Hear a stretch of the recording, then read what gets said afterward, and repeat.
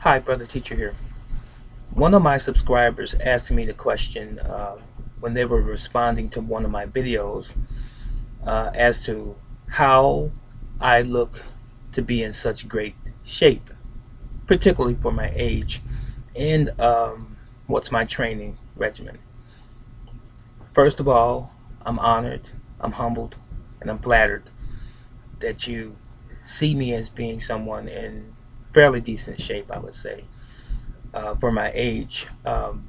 My age is almost 59 in another month, and next year I'll be hitting 60.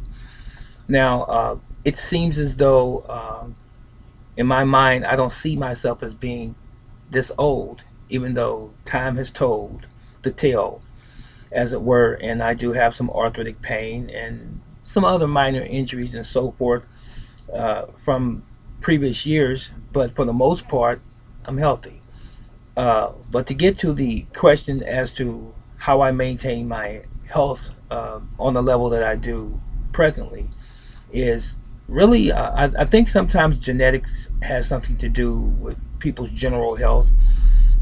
It certainly helps, but as far as I am concerned, the fact that I believe I only eat about one meal a day and I constantly try to exercise, as often as I possibly can. And even though that's not really specific, it's general. That's really I guess, the basics to how I stay in such great shape. And I think genetics does have a little bit to do with it. But for the most part, I will say this: I have never lifted weights, barbells, heavy weights in my entire life. Throughout my martial arts career, I have never lifted weights. I've always relied on isometrics, your own body's resistance, push-ups, sit-ups, crunches, pull-ups, and things of this sort, stretching and applying technique, going through the techniques, punches and kicks, and so on and so forth. And that's pretty much the answer as to how I have stayed in shape and have a fairly decent body frame, if you will. But I don't have a bread basket. I don't have a big belly, in other words. Not at all. As a matter of fact, being as old as I am, I can still see my six pack to a certain degree. I'm older, let's face it, I am. But I've never been overweight. Uh, and I don't drink beer. I don't drink alcohol. I don't smoke. I don't drink any alcoholic beverage, period. I've never done drugs in my entire life. I do enjoy sweets. I will say that with a cup of coffee, for the most part, I will eat some chocolate chip cookies and drink a cup of coffee.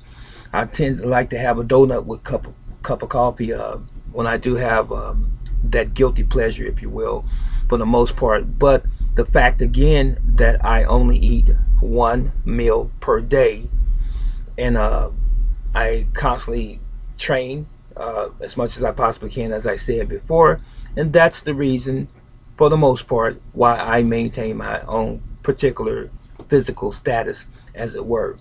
So I firmly believe, that if I have not been obese at almost 60 years old, and if I've never had a gut, as it were, a huge bread basket for a stomach in all of these years, I'm not going to have one now. Of course, I have the propensity to gain weight. I have the ability to gain weight. In other words, I just choose not to.